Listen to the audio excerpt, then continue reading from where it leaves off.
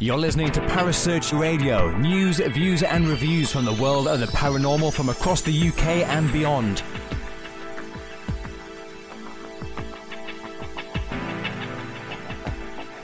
Find us on Facebook, Twitter and the World Wide Web. Parasearch UK Radio.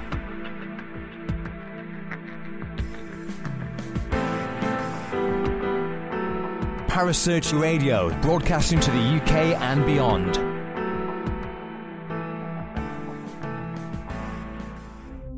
The views and opinions expressed by presenters and guests are their own and do not necessarily reflect the official policy or position of Parasearch Radio or its affiliates and sponsors. Listener discretion is advised.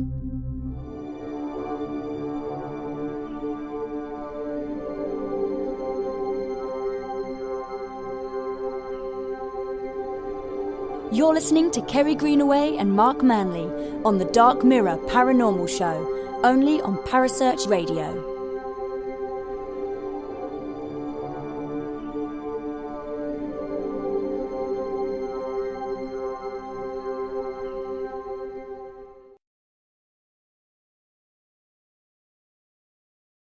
Good evening and welcome to the Dark Mirror Paranormal Show. My name is Kerry Greenaway, and as always on a Friday night we like to bring you all sorts of stuff on a Friday night. In the studio with me I've got Mr. Mark Manley. Good evening, Mark. Hello, Dave. Oh, we came fine tonight, didn't we? Oh, just about. Oh my God. Well, happy Easter. Happy Easter, my lovely. Happy Easter to you too, and to Jamie. It's not exactly a good Easter for me because I'm working all flipping Easter all the way up till Monday evening. But I'm going to make up for it afterwards. Don't worry. Don't even think about walking across here, Cat. Sorry. Yeah, definitely don't walk across the computer. We're having enough issues tonight as it is. As Mark said, we also have the lovely Jamie Krashna in the studio with us. Good evening, Jamie. Good evening. Good evening. Hello. So tonight we're talking all about the Easter story, or otherwise known as the Passion of Christ. Now, why are you laughing already? I wasn't, I was choking. Oh, that's okay, as long as he's choking and not laughing. That's I mean, right. Come on, it's like the Passion of Christ, for God's sakes. So, we are talking all about the Passion of Christ, or, you know, the Easter story, being as we have just hit Easter.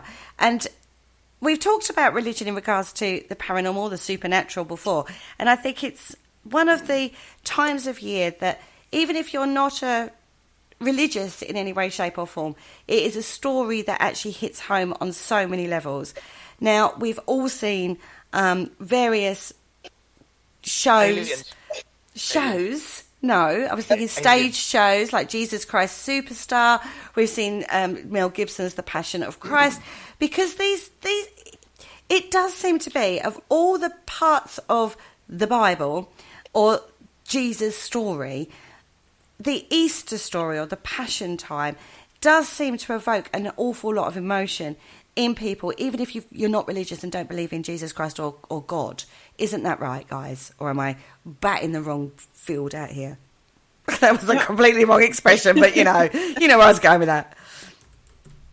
No, I think you're doing well. I think this story inspires everyone, from the theist to the atheist. I speak with so many people who, something about this time of year in this season, no matter what they believe, they have some little glimpse of hope with this story, that the power of love and sacrifice is greater than the decay of the world. And this story is a great representation of that.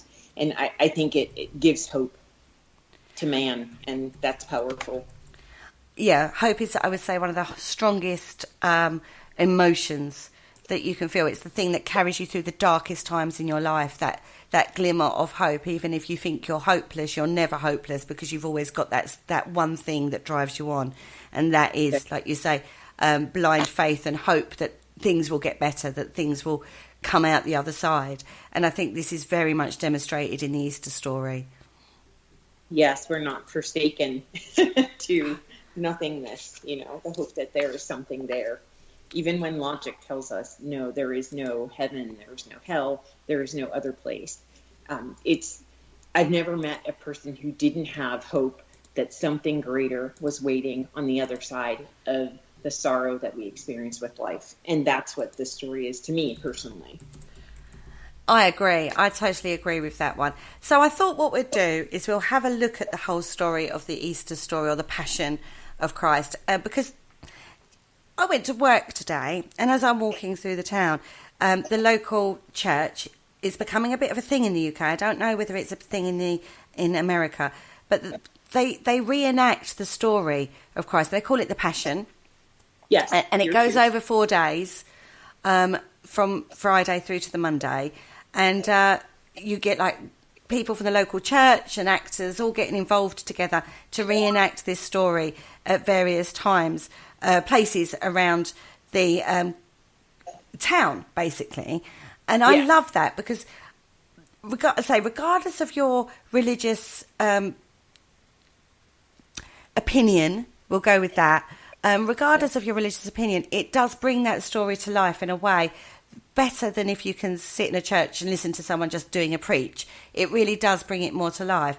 And as I was walking through the town today, they were doing the first part of the Passion, and even I stopped and watched for a few minutes. Do you know what I mean? Mark, are you back with us, babe? I think Mark's having internet trouble, so he's going to probably be in and out a little bit tonight. But that's okay. That's okay. We'll just carry on with the show as normal. So let's start with what actually happened on today. Now, we talk about the Last Supper. Did that actually happen on Good Friday? Or was that pre-Friday? Well, that is tricky and hugely up for debate, because our calendars are so different. And people will argue this to the death. Like all of the wonderful things in the story, and they'll argue, was it really on Thursday or was it really on Friday? And they will fight you about it. So I don't have an honest opinion about the actual day. Like, was it actually Thursday? Was it Friday? Because it's based around a 3-day event, Friday, Saturday, Sunday, and Sunday being the day, the big day of resurrection. So for all intents and purposes, not to get sidetracked, let's assume that these things happened, they started early Friday for our purposes. So yeah, as I say, timing is always a little difficult. They don't give you times and dates, do they, on this story? No, they're a little bit, that's the tricky thing about the Bible. Interpretation is a big thing. And, so, yeah.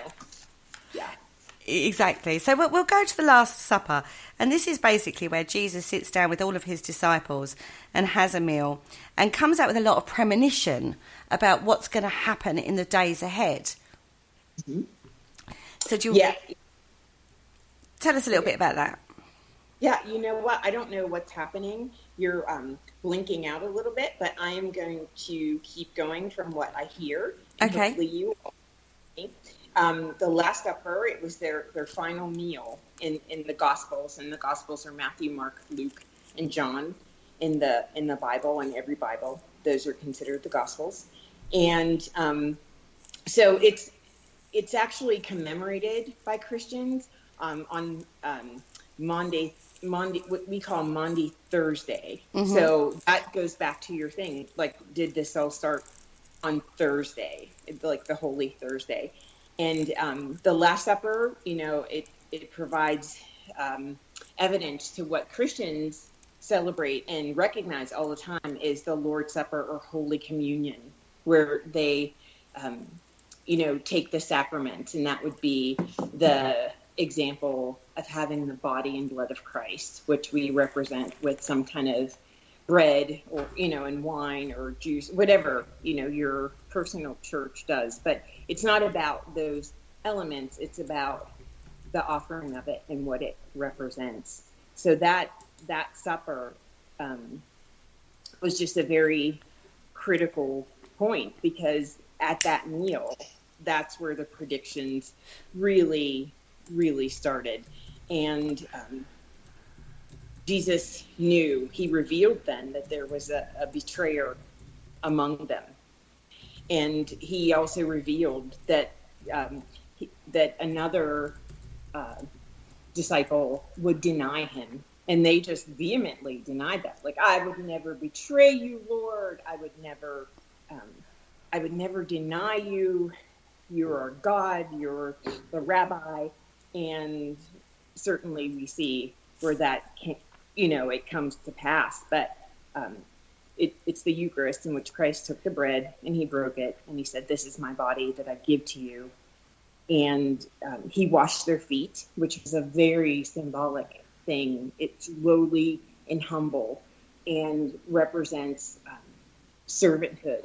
And Christ taught them about sacrifice and what it meant to be humble and to not put themselves above other people, but to lower themselves to serve man. And one of the most loving things you can do to someone is to wash their feet and care for them. It's considered a great act of honor and humility and servitude.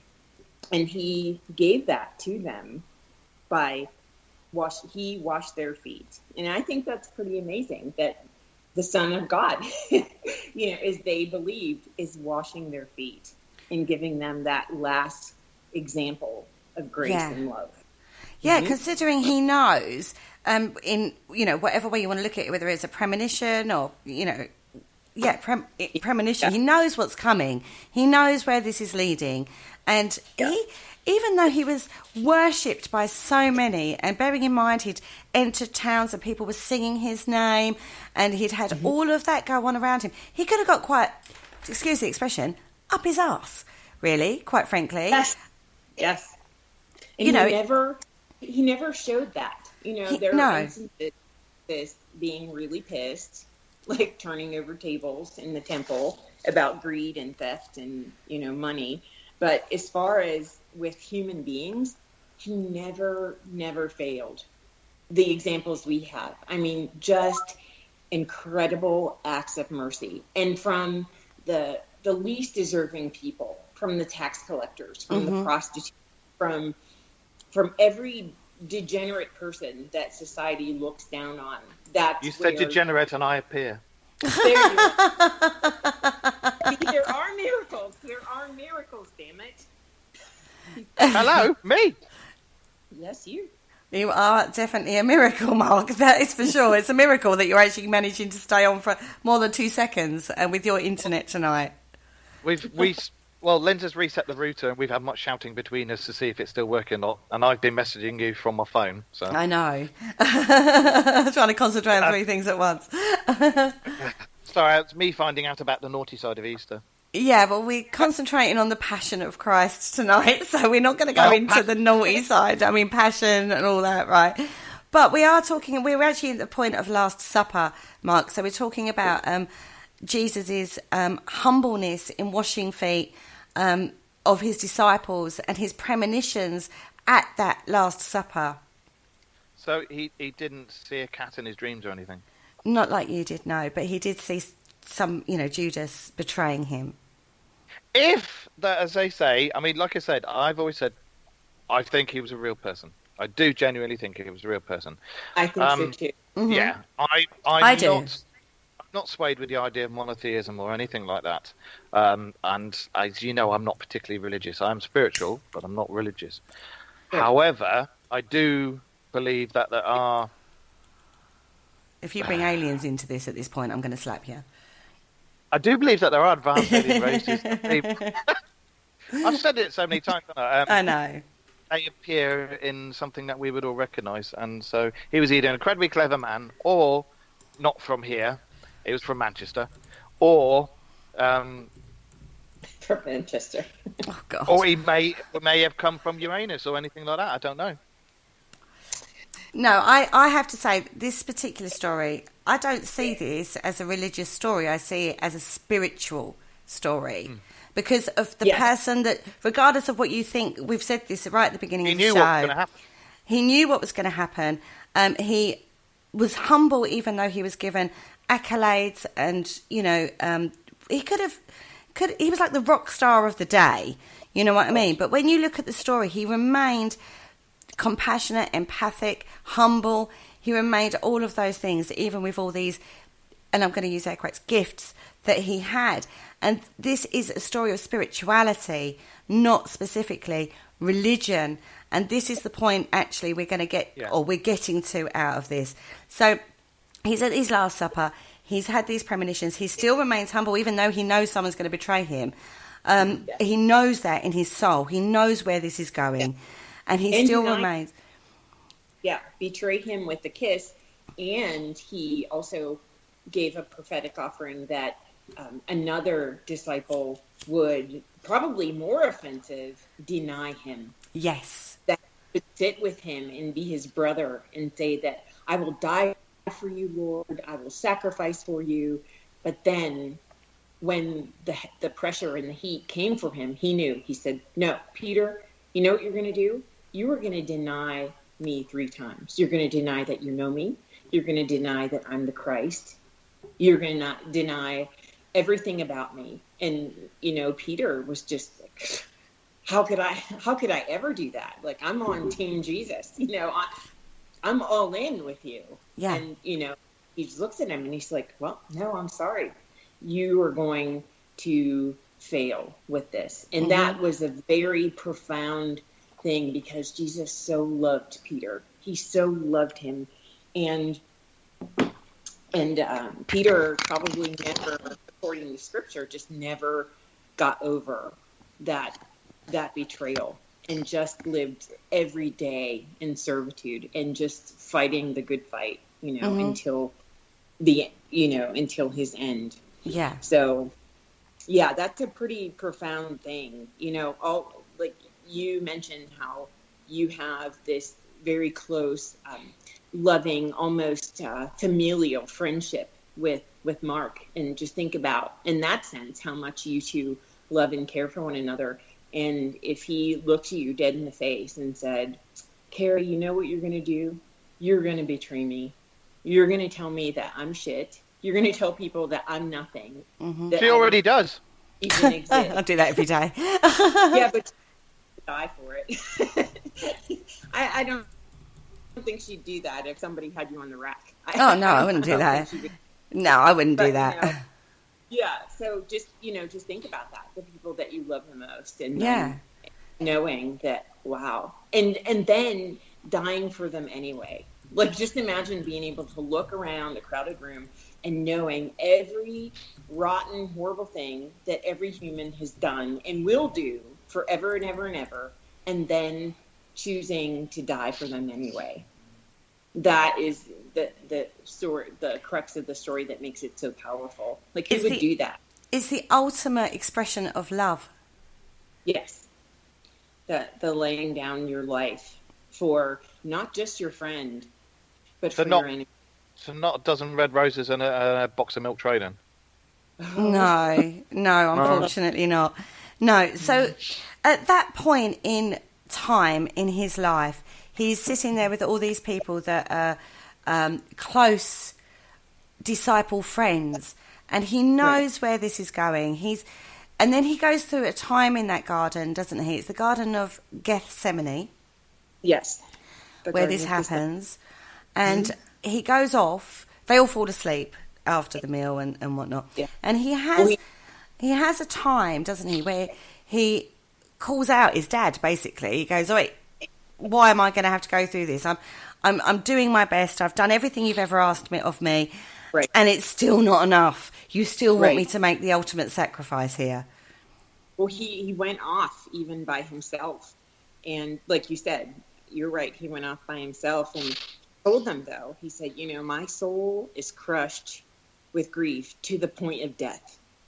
just stay, just be with me, and that shows a great, almost act of desperation, asking your betrayers, please stay with me. Imagine just, if you will, a lover that's betrayed you in the worst way, but you are so stricken with the loss and the grief and the pain of that, and their abuse even, that you have to humble yourself and say, I am too broken to be alone. Just stay one more night. Can you imagine? Mm-hmm. Devastating. Or from a soul level, that it's devastating. Yes. But he also felt that God himself was starting to withdraw from him as well. Right. He said, Abba Father, the quote is, Abba Father, everything in the world is possible for you. There's nothing that you cannot do. There's nothing that you do not know. Please, he begged him in his brokenness, I can't do this. Please take this cup of suffering away from me. Yet, even though I want you to take it away, I will submit to your will, Father, and not mine. And that those words are very powerful, and it just shows what obedience does that show in sacrifice. Just saying, okay, I want this to be done, but I'm going to trust you more than I trust you right now, more than I trust myself. I'm going to trust you, and your will has to be accomplished and not mine, because he had given up right then. He's like, I can't do this. Please take it away. But, he had that moment where he's like, well, no, it's your will. Mm-hmm. He knew then that he was the ultimate sacrifice, and there was no, I think that was a pivotal moment. I think he knew there was no turning back at that point. He's on that face down. He's like, okay, I don't want this, but I'm going to do it because you're my Father, and you, this is your will. This has to happen. Mm-hmm. And then he returned, and that's when he found the disciples asleep. Yeah. And that was also devastating, because he got really angry. He's like, can't you stay awake? Can't you stay awake and watch with me for even 1 hour? Couldn't you stay alert and pray? I'm going to die. Mm-hmm. If you can't do this, if you can't even stay awake for a few hours with me, you won't be able to fight temptation when I'm not with you. Because even though you stay out of your mouth, oh, my spirit is strong. And they all say, I'm with you, God. I'm with you, Rabbi, Father, brother. I'm with you. And we're going to tarry with you. We're going to wait it out. Your spirit says that, and you're willing, but your body is very weak. And true in the physical sense too. Can you just imagine, how your body surges just with adrenaline, and then it crashes? Just imagine going through all of that, and then you get a moment to just sit and rest your eyes. You almost physically can't do that. Your body will just shut down at some point. And I know that I believe Jesus knew that. But I think these stories are for our example. I know you're going to fail. I love you. I know you're going to F up, but I love you anyway. I forgive you anyway. And I think that's what we need to take from it. I think at that particular moment in time, it really demonstrates Jesus' humanity. Oh, excuse me, my dog's having a moment. I know, we're talking about Easter babes. It's fine. It's all good. Sit down. There's always a moaning and a groaning. It really demonstrates Jesus' humanity at that particular moment in time, doesn't it? And, he goes through those emotions that we've all been through. We've all done ourselves. We've all questioned our faith at times. Whatever your faith is, regardless of whether you're a Christian or a Jew or a Muslim or a pagan or whatever it is, you all have those moments of times where you are so alone, but facing such a horrible situation before you. All right, maybe not so bad as I'm going to be betrayed and being crucified and all that, but it's that crushing loneliness and devastation of where something's going to go and you can't do anything about it. Right. So I really do think that demonstrates Jesus' humanity at that particular point in time. It brings him more human, actually, than any other point through the Bible. And I think that is the purpose of this. The sole purpose of it is to show people that, yes, he was a man. And, we can strive to be better, no matter, how low we go. He was a man too. And he had to go through all of those human emotions like betrayal, anger, frustration, fatigue, or brutality, just the worst brutality that any human could ever imagine going through, and then dying for them anyway. And that's pretty profound. So we get to the morning after this horrendous night that poor old Jesus had, and he then gets confronted by some Roman guards and Judas. Yeah. And he gets betrayed by a kiss. That's right. That is right. So, he said to them after are you still sleeping? You're resting? I can't believe it. I'm the Son of Man. I'm going to be betrayed, and he knew. He said, my betrayer is here. And as he said that, it's written as immediately Judas arrived with a mob with swords and clubs, and they had been sent out by the priests and the other religious leaders. And Judas had given them the signal. You'll know which one to arrest when I go over and kiss him. And then you can take him away, but take him under guard. He told him, maybe you don't want to be fucking around. Excuse me. Well, you've got to remember he's also got a huge following as well. So there's going to be a backlash. There's going to be a bit of an altercation going on possibly here. It's not just so easy as picking him up and taking him to the local jail. There's going to be a lot of people with him. You're going to have to take a lot of people to control this. That's who that is, And the disciples were furious. I mean, they, even when confronted with that mob, they drew swords and they were like, no. This is not, it still hadn't clicked to them that this had to happen, but they were responding in their humanness in defending their friend, which shows a great amount of love for them. But Jesus was still teaching, even though he was marching to his own death. He was still teaching, because one of the disciples, they pulled a sword and they took it and slashed off the ear of one of the soldiers. He was actually a priest, a high priest, a servant, and Jesus said to them, he confronted the mob calmly. He said, look, am I some dangerous criminal that you come armed with swords and clubs? Why didn't you arrest me in the temple? I was teaching there every day. Why this thing? Why do you come in the night, sneaking up on me, sabotaging me? Why didn't you come for me in front of everybody? But these things are happening. I understand why it's happening, because it has to. This is my Father's will for me. And then the disciples just fled. They fled and ran. And when the ear was sliced off of the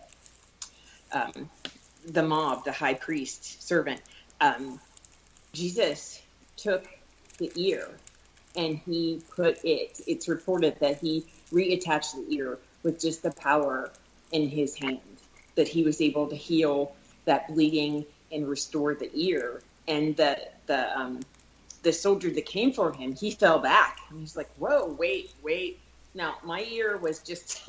Yeah, you can imagine that, can't you? Like, oh my God, that was my ear. And hello. Yeah, there's a lot of stories about how that soldier fell back. And he's like, I'm out of here. This guy just put my ear back on. Yeah, I don't want no part of this, because he's clearly got some power there. Yeah, I'm not touching this man. Absolutely not. And, there was so much, to that. But Jesus, even then, and he told them, you can't live by this sword. Sometimes you just have to take what's coming, because you live by this sword and you go killing everybody and, chopping their ear off. That's how you're going to die.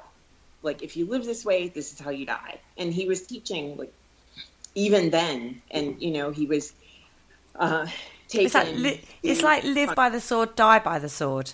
Yes, that's where this comes from. That's where that phrase is originated. Live by the sword, die by the sword. Mm-hmm. So that's the example. And at that point, Jesus was taken to Pilate. And I'll let you now just go on and see where you want to lead us. So he goes to Pontius Pilate. Mm-hmm. And Pontius Pilate is the Roman leader, isn't he? He's actually the Roman leader. Mm-hmm. Yes. And he stands before Pontius Pilate. And from my understanding, Pilate seems a little confused as to why this man's standing in front of him. Because he's like, he hasn't actually done anything wrong. No, he was an enemy. He was like Pontius Pilate was, a Roman leader, and his business was the city, not crimes against the church. And Jesus was the enemy of the church. Yeah. He was not, the enemy of the state, so to speak. So he was put off, and he did not want anything to do with this. He just didn't. He's like, this man has done nothing. He's not guilty of anything. So, yeah. So from his perspective, he's a little, like I said, confused as to why. He kind of knows. He's not a stupid man. Wouldn't have been in the position he's in if he was stupid. But he's also fully aware of the repercussions of what this situation could evolve to. Yes, because he definitely showed evidence with his decision-making. And he was very wise, actually. I mean, he could have even done more and said, well, I let this happen. But surely because the will of God was in play and this had to happen, then that really takes the culpability away from Pontius Pilate, because God, he was just a character, like on a chessboard. Yeah. Like, I'm going to move you here, move you there. So really it was not the fault of Pontius Pilate in any reason, or any of them, because all of this had to happen to fulfill this prophecy, that Jesus would die, suffer, die, be buried, and rise again. So when you look at it that way, is that God in heaven was orchestrating this, then give up. Off some of the... Mark, you're already giving up at this point in the story. Or is that what Pontius Pilate was saying? No, it's the internet. Every time I try and do anything, it starts to freeze and goes quiet. And when it freezes and goes quiet, I know it's going to cut out. Okay, darling. Well, see how we go with this. So... I'm terribly sorry. It's absolutely fine, sweet. Oh, gosh, bless you. It's annoying. But we'll keep going and we'll see how we go with you. So, Mark, the Pontius Pilate part of the story, what does that say to you? He just didn't want anything to do with it. As Jamie rightly said, he was the leader of that particular Roman city. He had nothing to do with religious affairs, and he's just like, what's this dude doing here? What was it? It's nothing to do with me, mate. Oh, you don't want to see me? Cool, you want to go down there? And he's just like, that was it. He actually turned round, didn't he? And he said, so you say you're the Son of God? And Jesus turned round and said, no, that's what you call me. Yes, but who do you say? Aliens. Oh, the aliens are back. You knew it, Jamie. You knew it. We can go through a whole show without some alien in there. I had a prophecy. Right. Yeah, aliens. Yeah, you did. You had a prophecy on this, didn't you, Jamie? So when you think about, you've got two incredibly intelligent men facing off in front of a baying crowd, and they're both in a situation that they don't really want to be in. So you've got Pontius Pilate going, okay, I've got this situation, I've got to deal with it without inciting a absolute mob riot to go off, because I've got to kind of like go with what's going to keep the peace. But you've also got Jesus who's going, well, you lot are calling me this, not anybody else. You know what I mean? I know what I am, but I'm not going to stand there and go, yeah, I'm the Son of God, man. You know what I mean? He doesn't use his power at this particular point in any way, shape or form that he's demonstrated pre-situation. No, and that's probably one of another just a great act of humility when you know that you're the, you're the lamb of everything, the culmination of everything that is good about God. And when you know that every one of these wretched, screaming, sweaty, sinful, broken people around you are calling for your death, just calling for your head, and you say, he was silent before them. He's like, nope, I know what I am, and you people know what I am. And for all these different reasons, you can't manage that. So now it's not in my hands. This is in your hands. And I think that's where Pilate, he's just like, no, I'm not doing this. So I'm going to turn it over to the people. If you want him dead, his blood will be on your hands, not on mine. Exactly. And he actually physically represents that by washing his hands, doesn't he, at this point? Yes. So I'm washing my hands of this. I will not do it. I will not do it. And then, but he knew that his ultimate job was to please the crowd and the people. And he put it out to a crowd. There's Barabbas, this filthy, disgusting criminal who, just assaulted half of Rome, and just was notorious in every way with no redeeming qualities. And he let the people decide, and the people decided to release Barabbas. And I think I was telling you earlier, that's one of the reasons that a lot of Christians go after Jews. They're like, hey, this is our Messiah, and you guys could have done something different. You betrayed Jesus. You handed him over to die when he didn't have to. So his death is on your hands. But here's the thing. Jesus had to die, or there would be no Christianity. That's true. There would be no religion, no church, no anything. Jesus had to die. And that's why that argument is just ridiculous. Like, oh, the Jews, they killed our Savior. Well, no. It was kind of written, and it kind of had to happen. So, like, get off of the Jews. They didn't even believe that, Jesus was the Savior. But, it's just... And that gets into the flaws and the brokenness of Christianity, and that's a whole different thing. It's a whole different story. Pontius Pilate at this point goes, fine. To appease the crowd, he goes, fine, okay, you want blood, I'll give you blood, you can flog him. We'll flog him. Now, I looked into flogging. Flogging in itself. Mark, are you with us? For now. Flogging is quite nasty, isn't it? We looked at this in the torture show.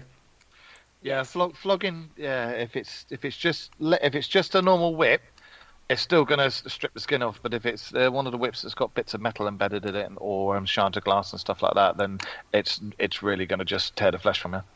And we do know that. We do. One of the instruments that they use for flogging, which we refer to as a cat-o'-nine tail, is that's right.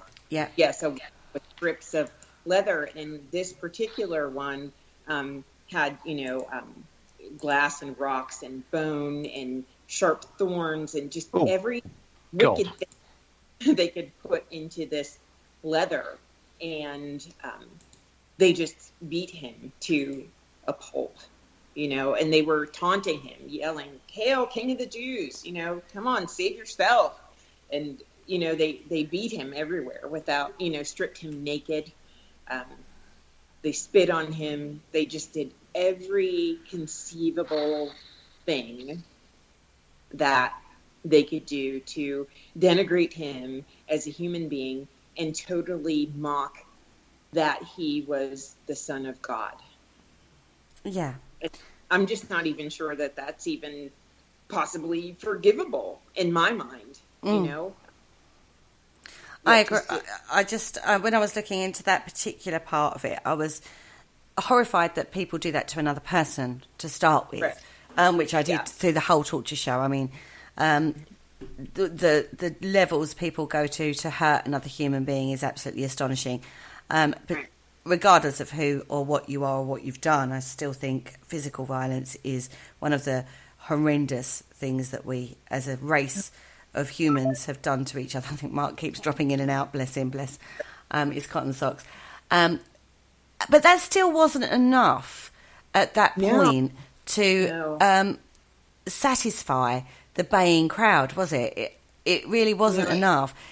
He was like, well, you know, he's been flogged. Look at the state of him. He's a broken man now. He's literally, surely that's enough for you guys. And the crowd are like, no, we want him crucified. We want him dead. They were full bloodlust, weren't they, at this point, the crowd? They were. One of the facts that I think a lot of people overlook, but it's carried out, what you mentioned, how they do the portrayals all around your town in the church. Mm-hmm. One of the most prolific memories and things that are represented, that after he was beaten so horribly, and they fashioned this crown of thorns and just put it on his head and calling him, you know, mocking him, King of the Jews, and then they put a robe on him. Can you just imagine the pain of somebody putting something on your flesh after it's ripped to pieces and just adhering to your skin? And, you know, it's hot, and they made him carry his own cross. They made him carry his instrument of death. And I just think that is one of the most horrendous acts of brutality I could ever imagine. Okay. I looked into this a little in regards to crucifixion, because I was thinking a cross the size to hold a man would be quite large and quite heavy. So they didn't actually make them carry the whole cross. They just made them carry the crossbar. And then what they would do is take them to an area where they had either risen a pole in advance, or they would do it to an actual tree. Mm-hmm. So he wasn't actually carrying a cross, which seems to be depicted in a lot of imagery in regards to this. You're right, but he did carry the bar of it. With the crossbar. Yes, horrendous, because it had... Still heavy. The weight of a man that has been refused food, dehydrated, beaten, emotionally exhausted, and physically. In every way. Mm-hmm. And then he had to carry that. That's just a brutal depiction. And that's why they depict him carrying the whole cross. But it was heavy enough that it was carried by assistance. They allowed someone to step in and help him because it was that bad. So it wasn't just like a little, you know, plank or branch. No, it's still not easy. We're still not talking something light that you could just shove on your shoulder and prance down the street with. It's still very, very strong. Now, still heavy, sorry. So the journey he made, again, it was surrounded by the baying mob the whole way to the site of crucifixion, wasn't it? Yes. And it was just a long, you know, perilous journey of just mocking and every horrible thing you could imagine, you know, taunting him. Why don't you save yourself? You know, you're the Son of God. Why can't you do this? And, you know, even to the point of on the cross, they didn't give him a break. They, you know, were like, come down. Why don't you just hop on down? And, you know, how humiliating would that be? And even on that journey, they offered him like a mulled wine, a vinegary substance that was drugged with myrrh, which was used as like anesthetic in medicine. And he reportedly refused it. You know, he couldn't even, you know, think of taking that. And apparently it's recorded. Everything that I've researched is by this time that started to happen and everything. He was, it was around 9 in the morning, apparently, when they're saying that's just an estimate. How could anyone really know, you know, all the, but that it, you know, was in the morning and, I mean, you're talking, like you said, I have to reiterate this. At this point, this person, whatever your perception of that particular, you know, of Jesus, he is broken emotionally the night before when he's been betrayed. He's gone through that process of that devastation. He's gone through that spiritual calling out and that questioning or crisis of faith. He's gone through that betrayal from his friends. He's gone through all the trials and tribulations of, standing in front of people. He's got a crowd baying for his blood. He's being betrayed on so many levels at this point. He's then broken physically. He's then got the humiliation of carrying a crossbar to his own death. You could not get any lower on any level at this point, could you?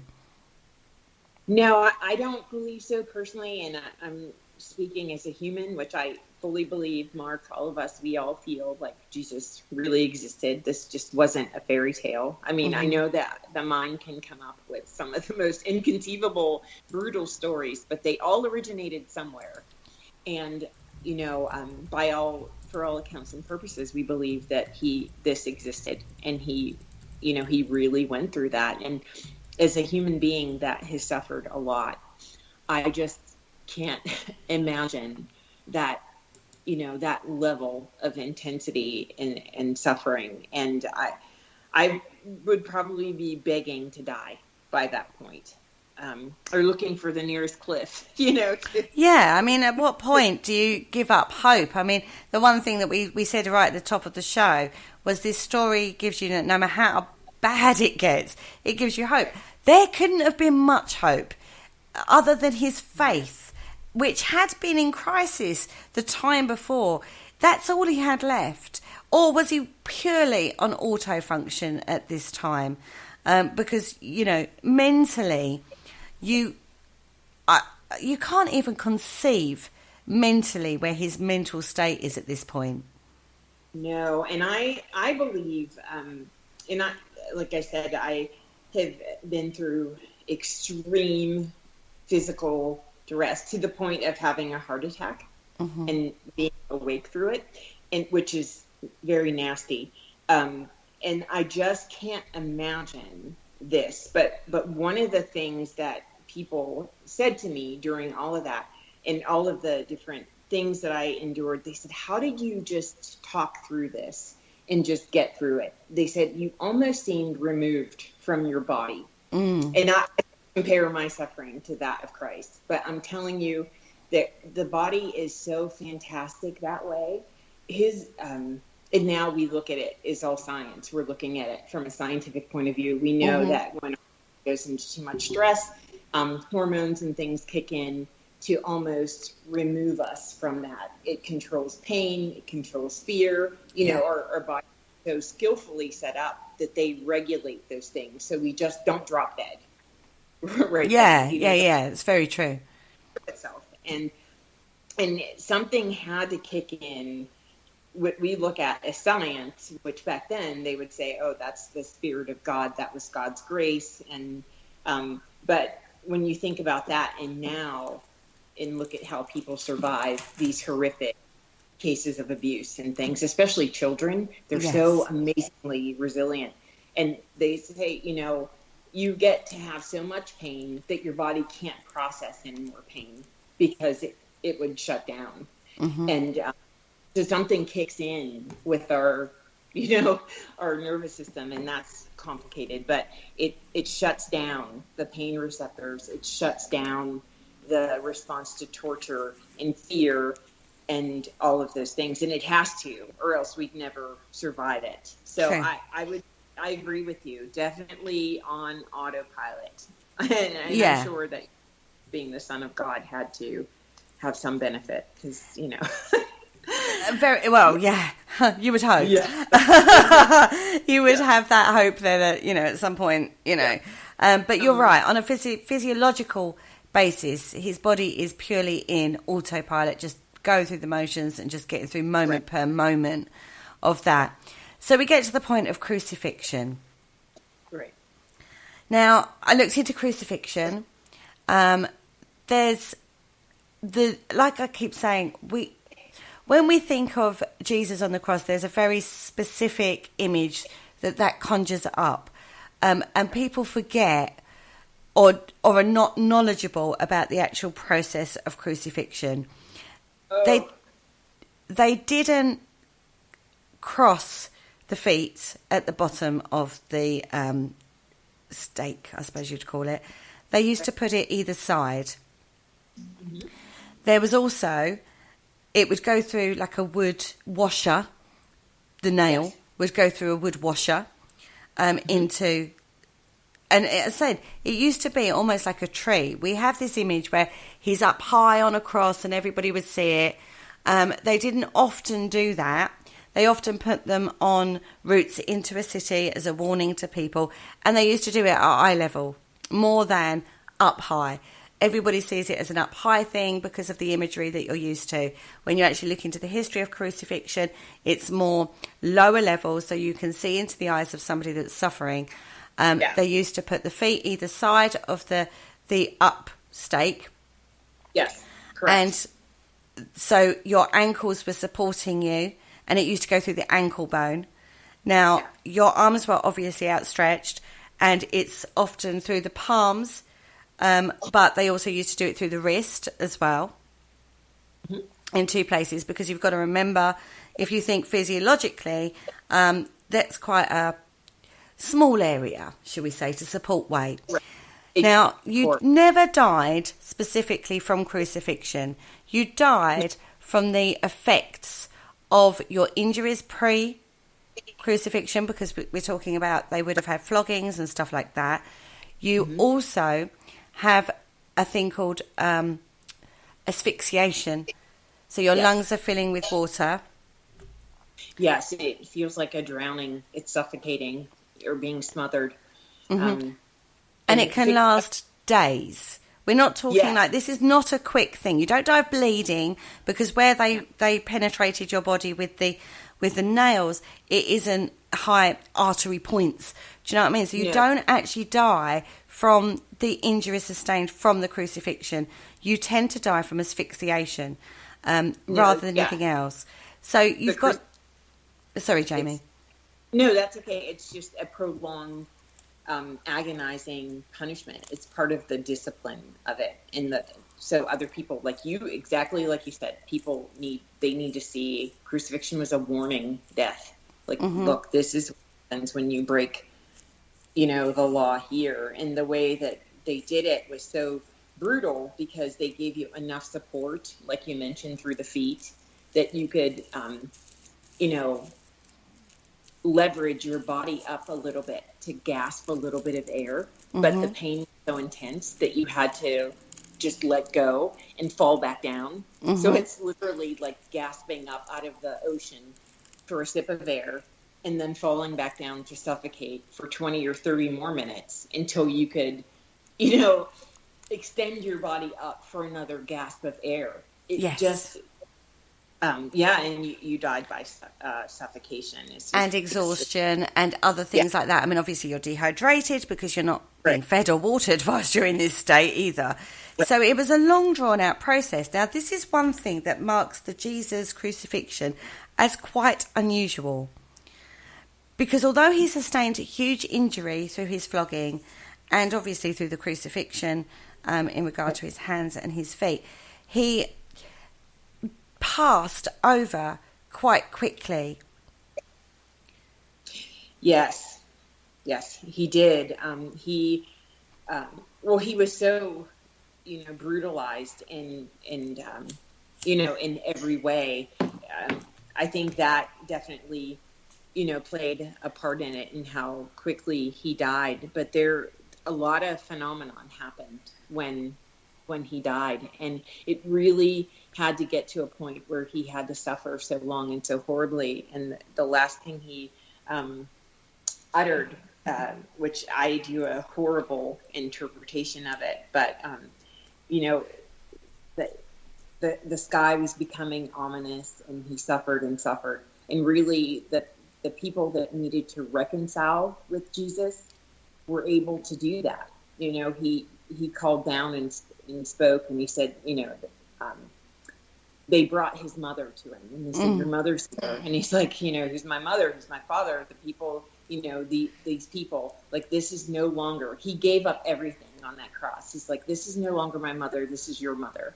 You take care of her like she's your mother. Like, he he said goodbye, to every human person that he needed to. So it was just a time, like when someone's sick and dying in the hospital, like come and make your final peace and say goodbye. Yeah. And I think that was a beautiful sentiment. And then he just knew he had that conversation with the criminals that were crucified next to him. Yes. The one that knew, he's like, surely you're the Son of God. And he's like, look, if you believe that, like today, you're going to be with me in heaven. You'll be with me in paradise. Even then, at the most pivotal point in your life where you're dying and there's nothing you can do, and he calls out, and he still offered grace and salvation to somebody that was not innocent. That other person was being crucified because absolutely they had their horrific crimes against the state, against the people. And, an innocent man looks over that shouldn't have been on that cross and said, I forgive you. And I, today you're going to be with me if you're able to believe. And I think that it was just an amazing act. I always want to know more about that man, how important he that when the Son of God was dying, that he still got forgiveness. Yeah. Like he must have been criminal, but very, very, very important. And how did that play out? For the rest of that man's play. And I always just kind of wonder about that who were those two criminals on the cross and how'd that play out? But yeah, he just suffered in every way. And then, when he just said, I'm done, God, Father God, it's Eloi, Eloi, lama sabachthani, why have you forsaken me? And he committed himself to God. He said, into your hands I commit myself. Okay. At this point, we're going to take a quick break because we are going to be running over. If that's okay with you, Jamie. I'm going to take a quick break, guys. Give you guys out there listening a chance to take a comfort break or get a drink or something. We are going to run over on this story because clearly we're coming up to the end of the show and this is not covered. So if that's okay with you, Jamie, we're going to continue, but I'm going to take a quick 30-second break. Sounds good. Cool. Hello, Harry Price here. Good evening. If there's nothing myself and everybody else enjoy here on the other side more is the sit back and relax and listen to Parasearch Radio with its paranormal news, views and reviews from across the UK and beyond. Make sure to find out more about them on Facebook, Twitter and the World Wide Web, whatever they are, to keep up to date with all their broadcasts throughout the week. And I hope you enjoy them as much as we do over here. Hello? Is anybody there? And welcome back to the Dark Mirror Show. A little bit more serious topic tonight because we're covering the Easter story or the Passion of Christ. We left it at a very pivotal where Jesus is on the cross. He forgives the criminals that are by his side. He's got one that's a believer and one that not really. Isn't that right, Jamie? Right. Who just was not believing or not, they're not in the place to believe or just done, we all reach our point. But he was forgiving and saving people up till the end, until he surrendered his life to God. He knew then that it was finished. He had said goodbye to his mother and to the women that had come to see him, and gave orders for his mother to be taken care of, and forgave the offender next to him, and then called out to God and said, okay, this is done, and I am ready, and I commend myself into your hands. And at that moment he cried and he breathed his last breath. And it's recorded in scripture that the temple, at that moment, the curtain, the huge, and not just like a little curtain like we see our kitchen curtains or huge this huge, magnificent curtain in the temple was torn in half at that moment from the top to the bottom.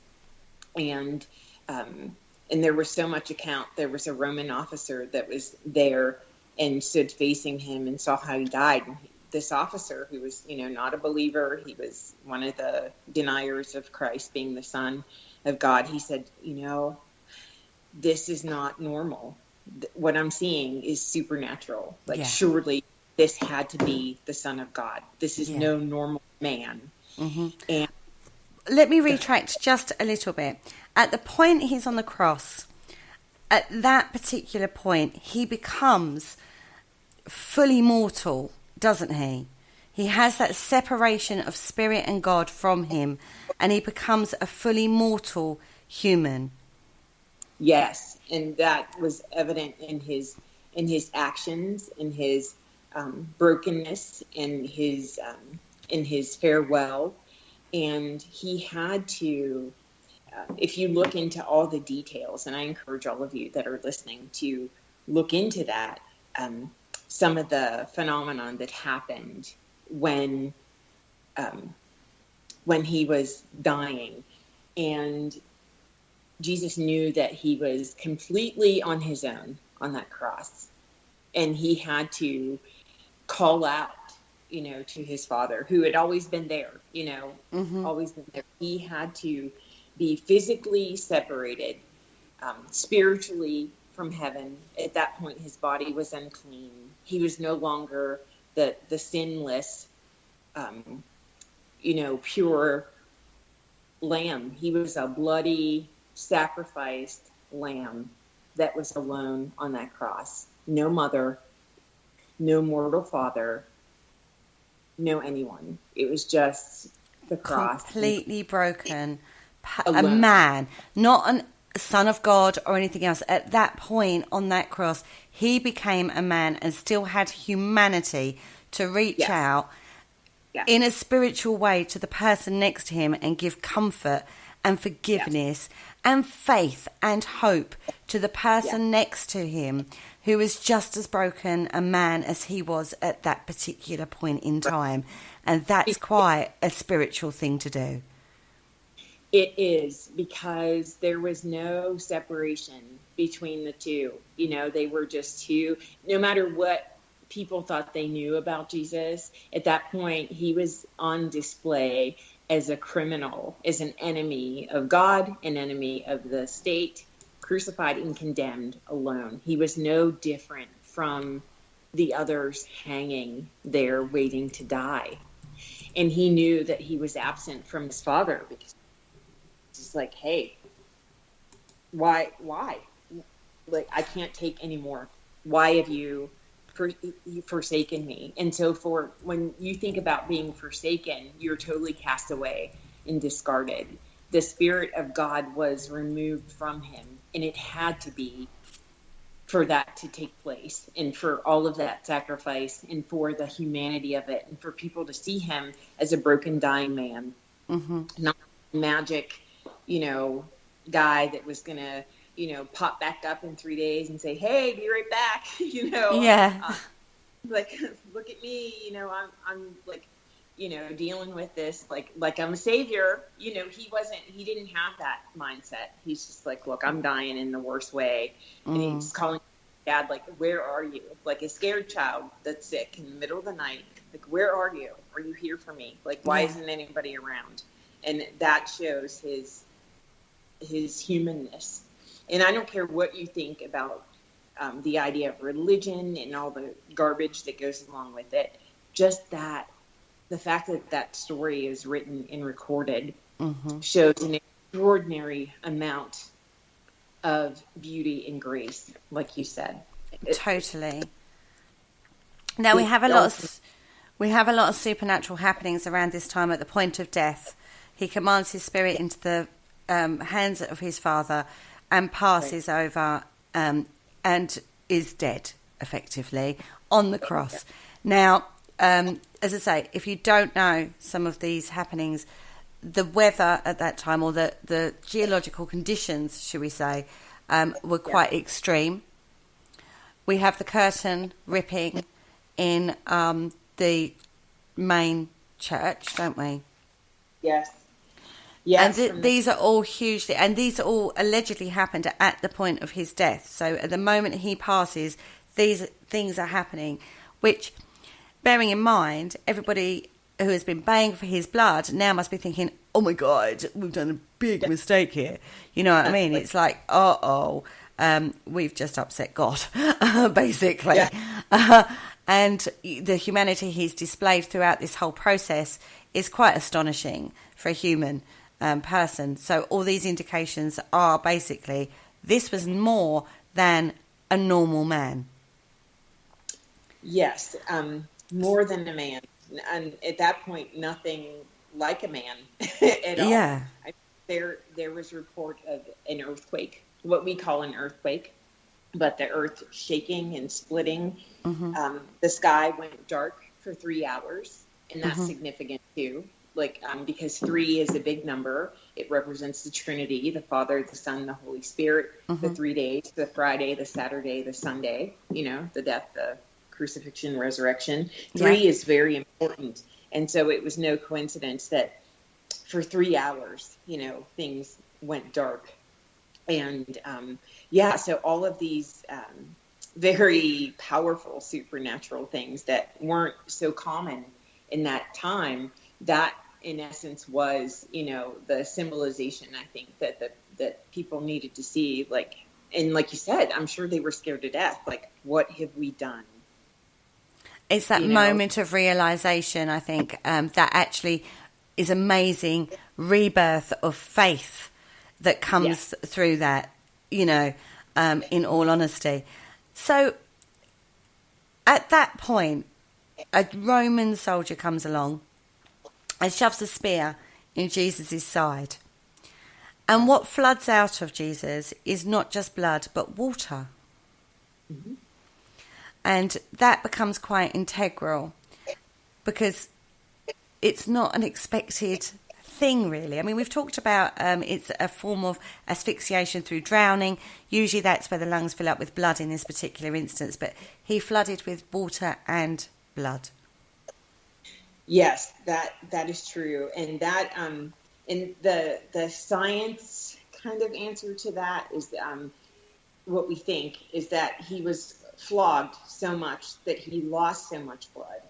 And then there is the phenomenon that you can sweat blood under the most extreme conditions. And he was really bled out, really, even by the time he had gotten to the site of crucifixion, because you figure after all of that beating and crying and sweating and everything being depleted from your body, and then you're in the sun, the extreme heat and temperatures like that, blood is the first thing to escape when the skin is broken.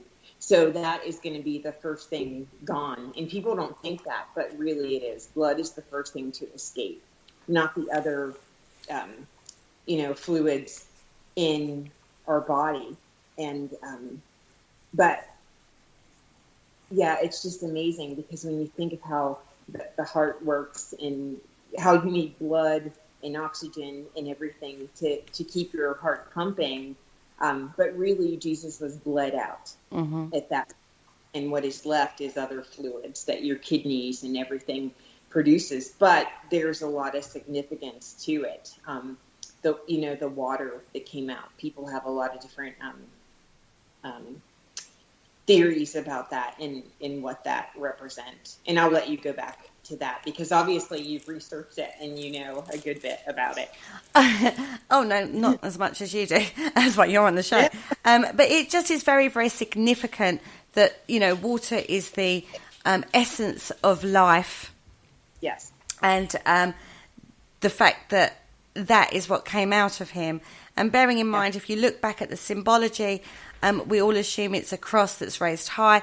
It may not have been. It may have actually been on the side of a tree, the tree of life.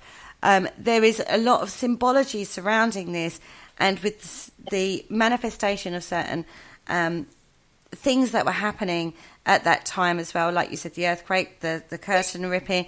the darkness that descended, the timing, the 3 hours thing. It is absolutely phenomenal when you look at what is being recorded.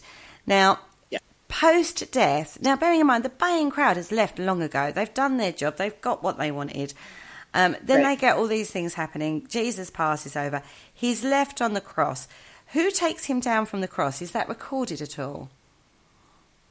What is recorded is that he was taken down by, because a lot of other things happened too that we don't even possibly have time to cover. People were betting for his clothes. They were casting lots, like who will win, his garments and his personal, whatever he had left with him at the cross was gambled off. And that is another really horrific thing. But so all these things happened, and that is a huge thing, because people will say that, his family, what was left, or certain, disciples came and removed him from the cross. Some will say the soldiers, but that starts into a whole, sorry, I'm blinking out again, a whole conspiracy theory, because people, say that he didn't resurrect. They just hid his body and put it, someplace else. So there is some controversy about who removed him, off of the cross. And I mean, there are a whole sects of people SECT, sorry, I haven't oh, whole sects of people. Oh, that's a whole new area. But whoever did that, they take him from the cross and they put him in a tomb, don't they? Yes, they put him in a tomb that was set aside, and his body was, lovingly prepared, reportedly by Mary Magdalene, different women in his life, and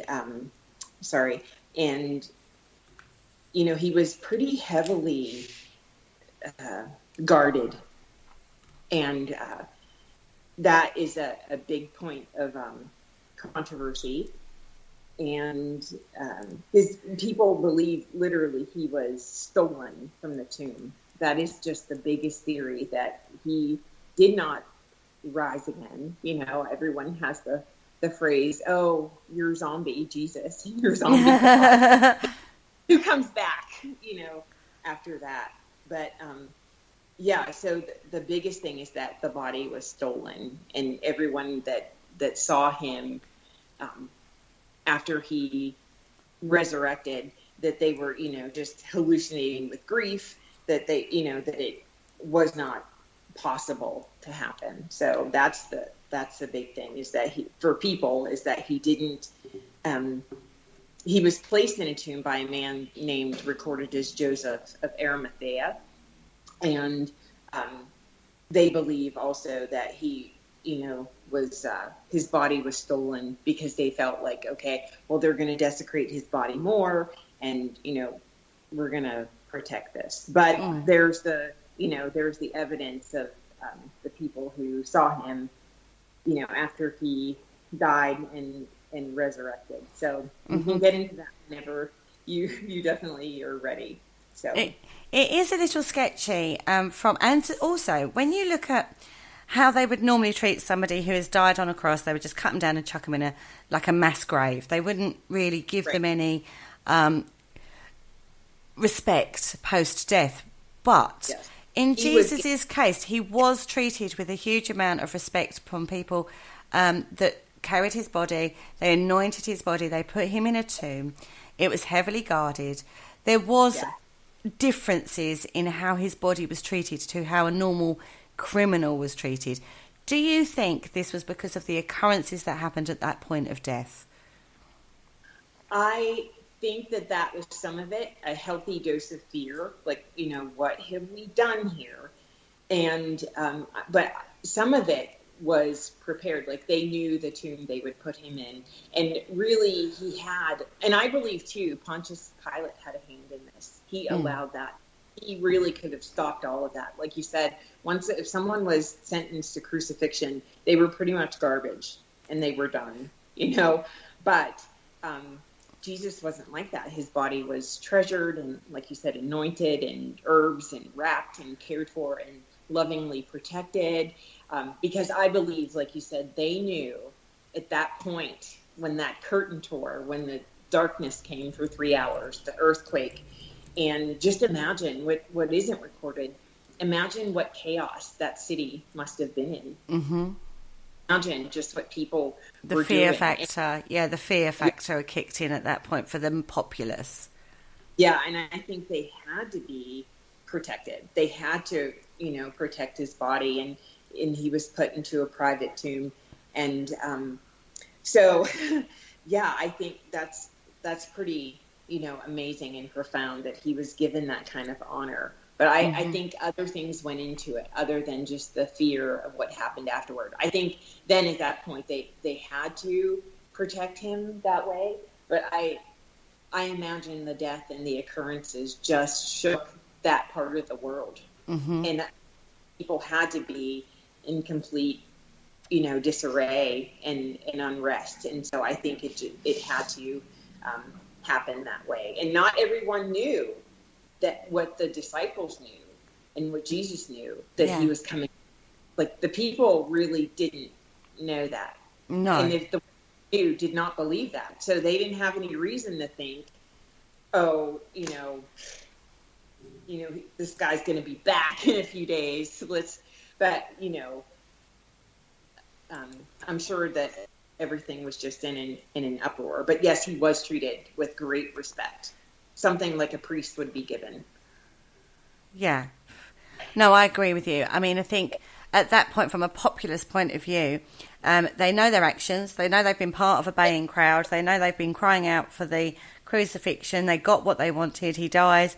A lot of strange, unusual occurrences happen around that time that these people weren't necessarily used to.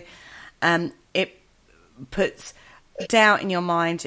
You then question your own actions, I would say, at that point, even if it's the fact that you were part of a baying crowd for someone's blood. And it brings in that, oh my God, kind of feeling. Right. I love that. Oh my God, kind of feeling.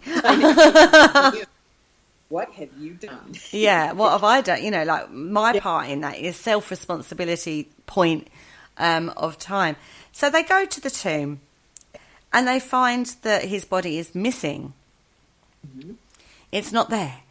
Now, whether or not that's, someone's taken the body or whatever, or it's transcended to the heavens, whatever way you want to look at it, they've gone and his body isn't there, even though the tomb was guarded. Right. So, yes, we can go into a whole conspiracy theory about the guards were paid off, someone took his body, Pontius Pilate was part of that, and, thought that was probably the better option than allowing his body to lay in rest in the tomb. Whatever way you want to look at it, they went to the tomb and his body is missing. Right. They went to look for him. They were going to provide more rituals, to change the bandages and to, tend to the body. Because even though they knew that his body was physically dead, they fully believed that, they were treasuring every bit of him, mm-hmm. and they honor him even in death. And, so everyone's like looking for the body. The apostles show up, like all of his men, all of his, companions that were there that night, not all of them maybe, but some of them were there and they were looking for that body. And one of the large blessings for women, why women have such a pivotal role. And I really think this is profound because, we don't always get the first crack at what's powerful, but I think it speaks very highly that the first human recount to see Jesus was Mary. That is very, very profound. He didn't show up to any of the men who would have been given more regard in the community. Like if the men would have said, we saw Jesus, like Jesus is back, like he said he was going to be. Yeah. So things would have been totally different. But Jesus didn't come back to the men. He came back to his best friend. He came back to who people regarded as lowly. You know, people argue she was a woman of ill repute. She was his wife. She was a prostitute. She was this. She was that. But that's who he chose to come back to, a woman. And I think that is very powerful. It's powerful for women. It's a little humiliating for men when they give the recount. They try and make it about the men. Well, yeah. It's like, no, Jesus came back to somebody that you guys really didn't respect that much. And that is, again, even in death and resurrection, showing his love for women and his adoration for the women, of the world.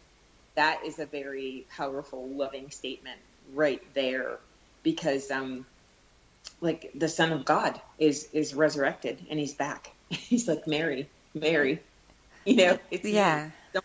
Because I'm not clean and ready to be touched. But that's who, the fact that he would come back to her, and where the men had to almost not physically, but they emotionally and physically had to kowtow to her to get the information. Like, we have to save face. We have to be able to tell people something, but we have to go to a woman.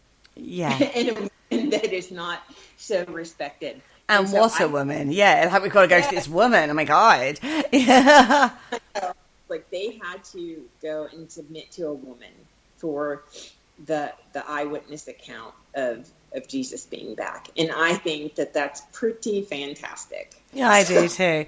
Now, this is where the Turin Shroud mythology starts, because the shroud that Jesus was allegedly wrapped in the tomb was found folded on the slab where he was laid, wasn't it? Yes. And that is, quite profound. I mean, since I was a child, I've been watching theories on, like, how did that happen? And, do people really have it? And have they dated it? And, but that's a whole new topic, to be fair. The Turin Shroud is a whole new topic on Parasearch. We need to cover that at some point, I feel. But the point is, if you're going to steal a body, surely you're going to just, like, take the whole thing. You're not going to, like, unwrap it, fold it up, place it on the on the tomb. You're going to lock, stock and barrel, grab the body and run. Yeah, you're going to make haste. You're not going to lovingly leave aside evidence of what you've done. I mean, no, and they would have perceived them as criminals stealing that body, because it would have been a criminal act. But who does that? That suggests a really clean-cut evidence that this was intentional. I am back like I said it would be. Like I said I would be. There's no disputing this. And here is something that just cannot be disputed. And just lovingly, like you said, calculating and meticulous, but folded and placed there. Like, what are you going to do? What are you going to argue about that? It's indisputable. He's back. So he appears before Mary. I believe it was the two Marys, wasn't it? His mum and Mary Magdalena. Yeah. You're blinking out again? Oh, no. I believe it was Mary Magdalena and his mum, Mary. Yeah, I can just hear little bits. Oh, dear. No, not at this point in the story. Come on, Jesus. I'm telling your story here. Give us a hand with the old Skypey. No. Okay. So I think you're fully back now.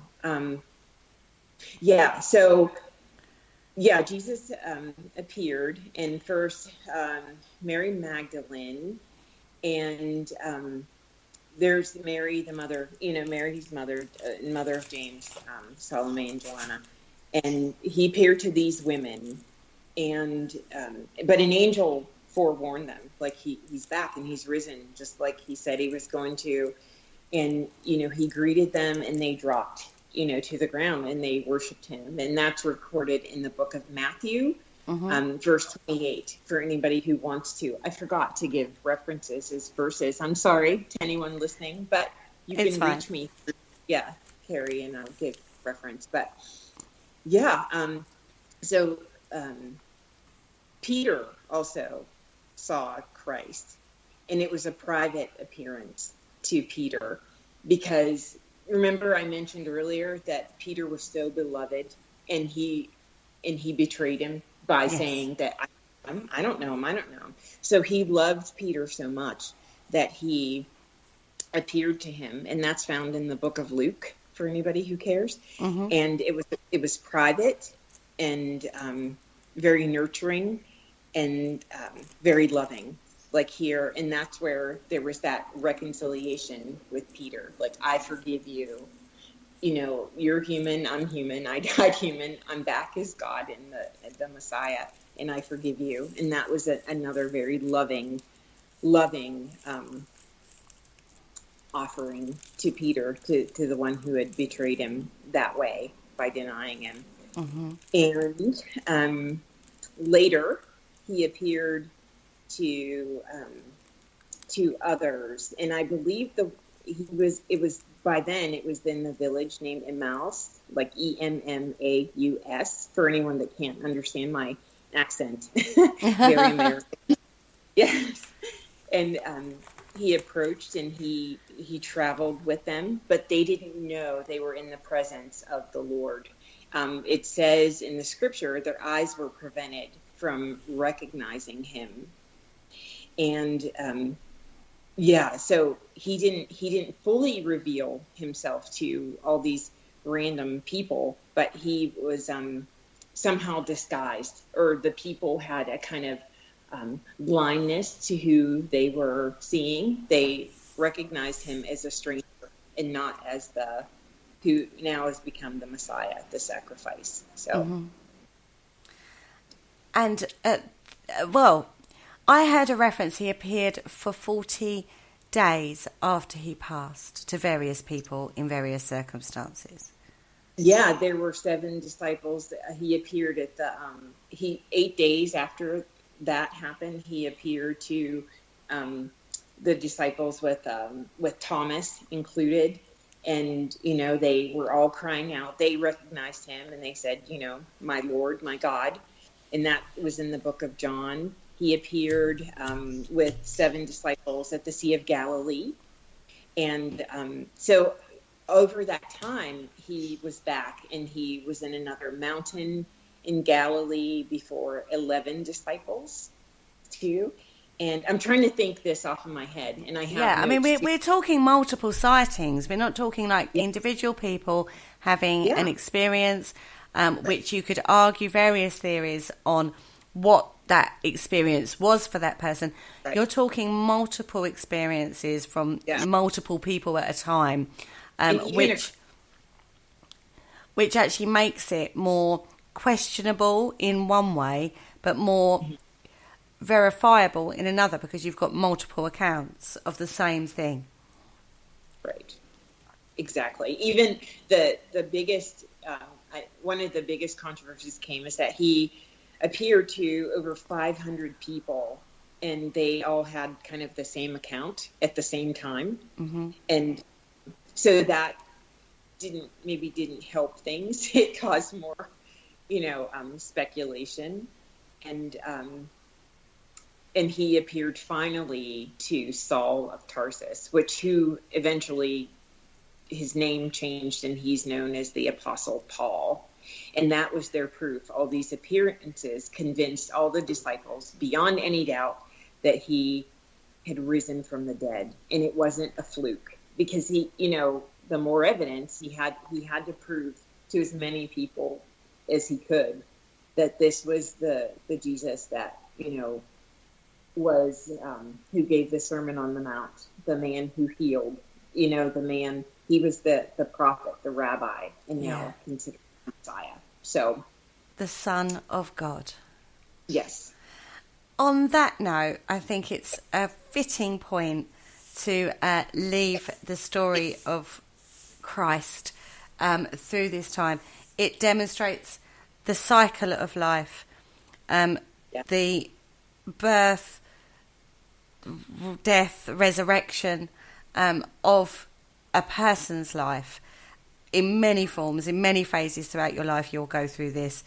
This particular story resonates with just about everybody on some level. Even if you're not religious, I don't think you can help but be emotively affected on some level of this particular story. And I'm not religious. You guys out there know where my religious affiliations, I suppose you'd call it, lie. But even I get affected by the Easter story. I hope you've enjoyed tonight's story. It's been a more serious Dark Mirror show. I do apologise that Mark kept dropping in and out. He's having major issues with tech tonight. I know he's very, very cross, throwing things across the room at the moment. He's messaged me. But we will be back next week, and I will be sorting his tech out in the week, no doubt. Next week, we're going to be talking about tech versus energy, whether or not you should just rely on tech in the paranormal field, or whether or not you should just trust your instincts on a paranormal investigation. So we're going a little bit more normal next week.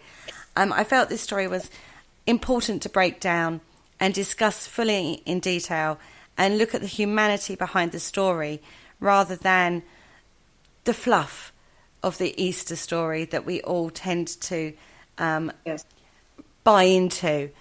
Because regardless of your religious beliefs, the story of Jesus is quite phenomenal. It is peppered with supernatural, paranormal phenomena throughout it. And if you don't know the story of Jesus, then I suggest you look into it, because you'll be surprised at how many references to the supernatural and paranormal there are within that story. Thank you so much, Jamie, for bringing your wisdom on this story to the Dark Mirror show. I so appreciate it. You've been absolutely amazing. Thank you. Oh, it was my pleasure. Thank you all very much. And Jamie is going to be back very, very soon. And we I'm sure we'll find another topic where we can dissect and look at things in a slightly different way for you. Thank you so much, everybody in the chat room. It's been very quiet, but then having said that, I know there's been a lot of people listening because it's an absolutely fascinating topic that we've covered tonight. Happy Easter, everybody, is all I'm going to say. I will be back with you on Sunday. We're looking at more pagan roots to do with life, death and resurrection through different cultures with Mr. Ashley Mortimer and Mr. Steve Ward, going right through from all sorts of synchronicities through different religions, going into occultism on Sunday. So join me for that show, 9 p.m. on the Spirit Dimension. Monday, I will be back with you live on Facebook, Parasearch Radio group page, giving you an update to all the shows that will be up and coming for the following for that week on Parasearch Radio. Don't forget, we have a competition running currently on the Parasearch Radio group page for 2 tickets for Shepton Mallet Prison for the 6th of April. You must comment on the post to be entered into the draw.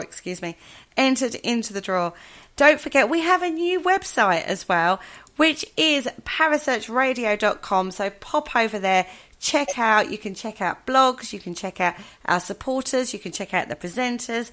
All the shows are going up on there as well. The latest show is being played out on the SoundCloud app that's linked into there.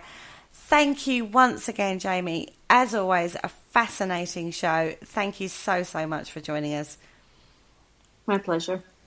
And on that note, guys, we bid you a very happy Easter and a farewell for now. Thank you for listening. Don't forget to join us for more shows throughout the week. Find us on Facebook, Twitter, and the World Wide Web to keep up to date with all the shows right here on Parasearch Radio.